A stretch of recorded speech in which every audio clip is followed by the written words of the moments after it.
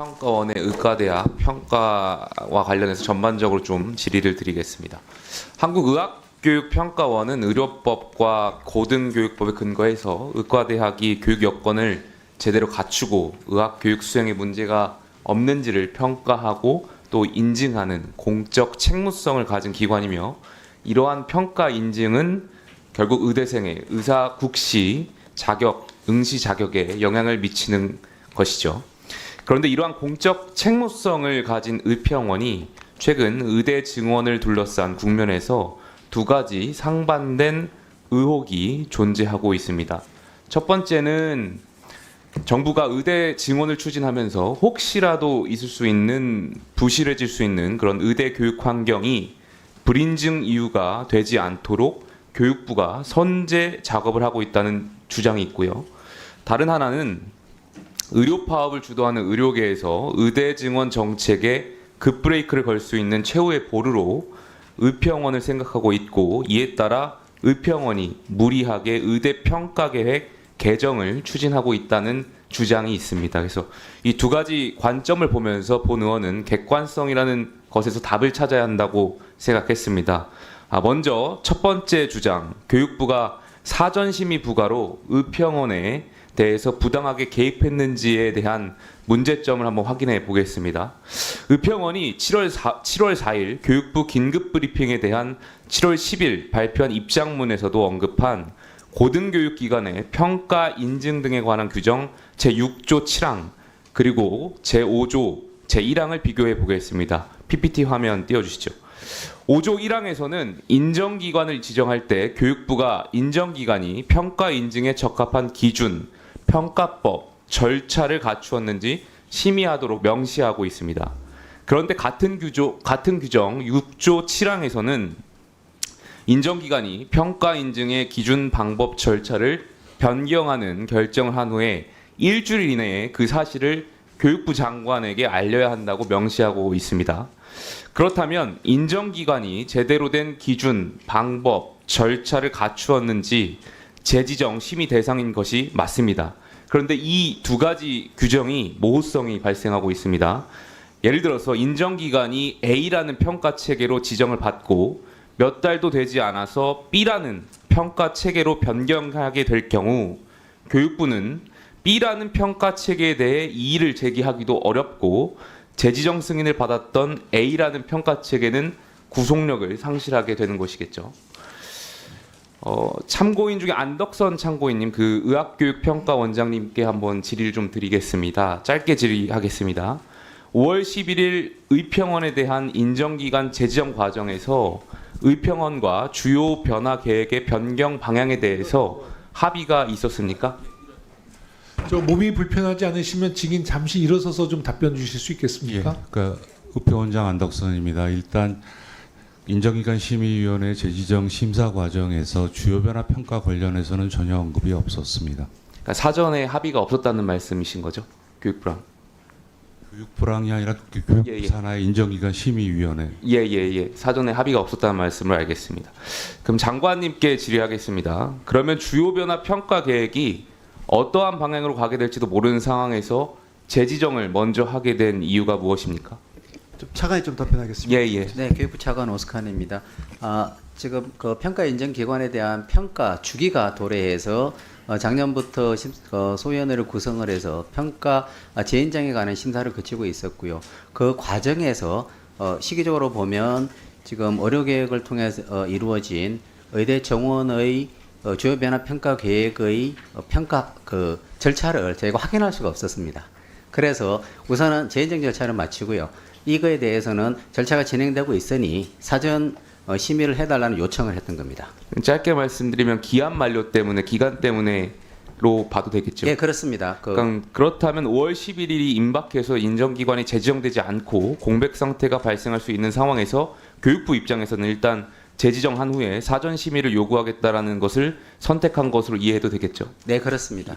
그러면 문제가 되는 그 사전 심의가 실상은 5월 11일 재지정 전에 당연히 했어야 하는 것이 맞는데, 의평원에서 아직 평가 계획이 준비되지 않았고, 따라서 교육부가 의평원에게 재지정 후에 주요 변화 평가 계획을 만들 때 먼저 심의를 받아야 한다고 주문한 것이라고 본의원은 해석하겠습니다. 그렇습니다. 의원님께서 예. 아까 지적하셨듯이 여기에 관한 사항으로 평가위 의평원에서 지금 현재의 주요 변화 평가 계획을 바로 시행을 하게 되면 결과적으로는 학교에서 또는 시행 과정에서 어려움이 있는 것을 저희가 확인을 하지 못하는 과정이 생깁니다. 그러면 현장에 혼란이 생기기 때문에 저희가 사전 심의를 해달라는 요청을 드렸습니다. 따라서 본의원은 고등교육기관이 평가 인증 등에 관한 규정 제6조 제1항 그리고 제5조 제1항이 갖는 모호성 그리고 재지정 과정에서 양측의 합의가 이뤄지지 않는 상황에 대한 규정이 없다는 것이 사전심의 논란을 제도적으로 불러오게 된 원인이라고 생각합니다. 인정하시죠? 네, 국장님? 그렇습니다. 예. 다음으로 두 번째 주장인 의평원의 주요 변화 평가 계획이 적합한가에 대해서 한번 따져보겠습니다. 의평원은 7월 11일에 주요 변화 평가 계획안 설명회를 가졌고 9월 9일에 확정했습니다. 의평원은 9월 5일에 주요 변화 계획서에 관한 지침을 개정했는데 PPT 보여주고 계십니다. 특이한 것은 지침 제2조 제5호 즉 그 외 기본의학 교육 과정에 지대한 영향을 끼칠 수 있다고 인정되는 경우에 대해서는 새로 신설한 표 2의 상세 평가 인증 항목을 적용하고 있다는 것입니다. 즉 지침의 제2조 제1호부터 제4호까지는 기존의 기본적인 평가 인증 방식 표 1 그대로 적용했는데 주요 변화 평가 계획에서는 4번 주요 변화 평가 대상을 2025학년도 입학 정원이 10% 이상 증원된 30개 의과대학으로 설정하고 있습니다. 다시 안덕선 참고인님께 질의하겠습니다. 의평원의 주요 변화 계획 평가 방식이 스스로 작성한 주요 변화 계획서에 관한 지침과 맞지 않는 부분이 있는 것 같은데 원장님께서 어떻게 생각하십니까? 예, 그 부분에 대해서 간략히 말씀드리겠습니다. 이번에 정부가 발표한 그렇게 해서 30개 의과대학에서 대학에 따라서는 300% 이상의 정원 증원이 일어나는 굉장히 대규모, 기본의학 교육에 굉장히 심대한 영향을 미치는 그런 상황이었습니다. 근데 이 같은 대규모 정원 증원에 따라서 의학교육 질 저하를 방지하기 위해서 정부에서도 교수, 시설, 재정 이런 것들에 대해서 막대한 투자를 하겠다고 공언한 바가 있었습니다. 그런데 저희가 기존에 갖고 있던 지침 제2조 4항의 이 현 입학 정원 또는 총 제적성의 10% 이상 증원의 케이스에서는 과거 2017년에 있었던 서나무대 폐교 후에 전북대하고 원광대의 한 20% 내외의 학생들이 편입되는 그런 상황에서 저희가 마련한 지침이었습니다.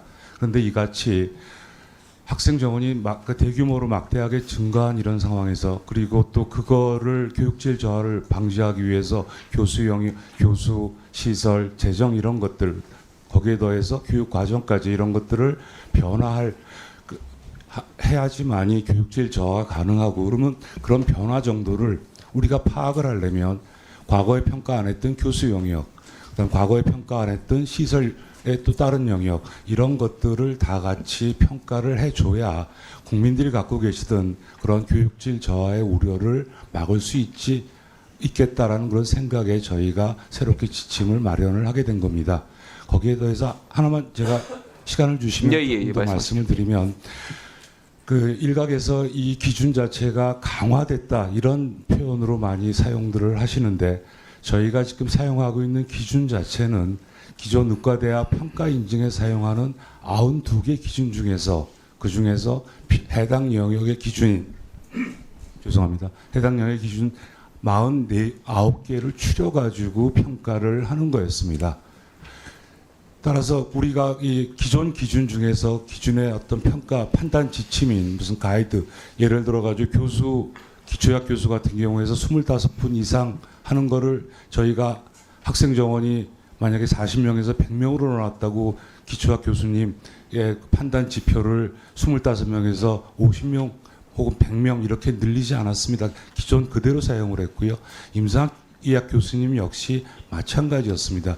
따라서 이게 기준이 강화됐다라고 이렇게 판단하기보단 그냥 이 필요한 영역의 의과대학 교육 여건을 제대로 평가하기 위해선 기존의 그 과거 기준인 15개의 기준 그 개수에서 49개로 늘렸을 뿐입니다. 조금 전에 그 말씀하실 때 서남의대에 그 폐교할 때 그 나머지 인원이 전남대인가요? 갔을 전북대하고 전북대학교 원광대로 예, 원광대 갔을 때도 인원이 늘었을 때도 그때도 퍼센테이지가 높았던 걸로 알고 있는데 그때는 4번 지침을 이용하신 거죠? 표 1. 그러니까 그거를 잠깐 그 과정을 말씀드릴까요? 죄송합니다. 좀 짧게 간략하게 아, 말씀해 예. 주십시오. 죄송합니다. 그러니까 교육부에서 저희한테 연락이 왔습니다. 그 전까지는 저희가 이런 편입생에 대한 평가 지침 자체가 없었습니다. 편입 상황에 대해서. 근데 그 11월 달에 연락이 와가지고 이거에 대한 평가가 필요하니 급하게 지침을 만들어 달라고 해가지고 저희가 급하게 만들었었고요. 그게 바로 그 다음에 바로 학생들은 편입이 이미 진행이 되고 있는 그런 상황이었고요. 이런 상황에서 그러면 기존 학생들 그다음에 이런 편입한 학생들의 최소한 그러니까 교육 여건에서의 불이익을 막을 수 있는 그런 최소한의 조치는 과연 뭘까 해가지고 그때 당시 우평원 집행 그러니까 인증단 집행부에서 그렇게 결정을 했던 겁니다. 거기에 더해가지고 그때 사용했던 평가 기준은 지금 사용하고 있는 기준하고도 차이가 있습니다. 그래서 그때는 포스트 2주기 기준을 사용을 했었고요. 지금은 아스크 2019 기준을 사용을 했고 지금 여기서 그 저희가 이렇게 의원님이 저기서 표 2에 표 1이라고 돼 있는 거는 그때 포스트 2주기 기준을 그대로 그냥 아스크 2019 기준에 해당되는 대응되는 기준을 그냥 표시를 한 것뿐이었습니다. 제가 말씀드리고 싶은 것은 이제 10% 예를 들어서 증원 정도가 아닌 100% 이상 정도의 대규모 증원에 대해서는 인증 평가를 더 엄격하게 해야 한다는 입장이라면 그에 맞게 지침을 바꾸고 교육부와 협의하는 게 맞다라고 저는 생각했기 때문에 질문드렸던 것이고요. 여기에 대해서 교육부 장관님이 한번 생각을 좀 듣고 싶습니다.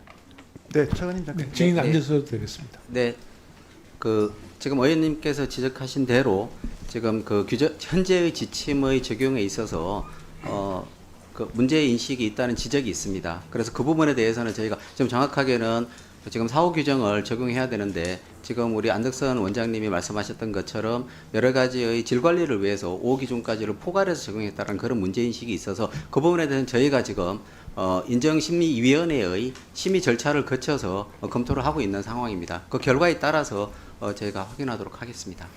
예, 교육부는 의대생 배출에 공백이 생기는 것을 막고 어떻게 하면 의대 증원을 유지할 수 있을까 고민하고 있는 걸로 알고 있습니다. 의료계에서는 의대 증원에 반대하고 의료교육 부실을 막으려고 하고 있겠죠. 의대 증원 방향에 대해서는 지금 여야의정 협의체가 구성해서 풀어나가야 합니다. 다만 의료교육의 질을 유지하고 개선하는 문제는 양측의 전략적 의도를 최대한 배제하고 그 목적을 위해서만 머리를 맞대야 된다고 생각하고요. 의평원의 평가 인증 과정은 의대 증원을 막기 위한 수단이 되어서도 또 부실한 의대 증원을 가능하게 하기 위한 수단이 되어서도 안 된다라고 생각합니다. 이러한 양극단을 배제하고 주어진 상황에서 최선의 의료 교육 환경을 만들어 가기 위해서 교육부와 의평원이 서로 소통하고 협의해 주시길 당부드리겠습니다. 네, 그 의원님이 지적하신 그 방향을 그 교육부도 전적으로 공감하고요. 앞으로 그렇게 노력하도록 하겠습니다. 감사합니다.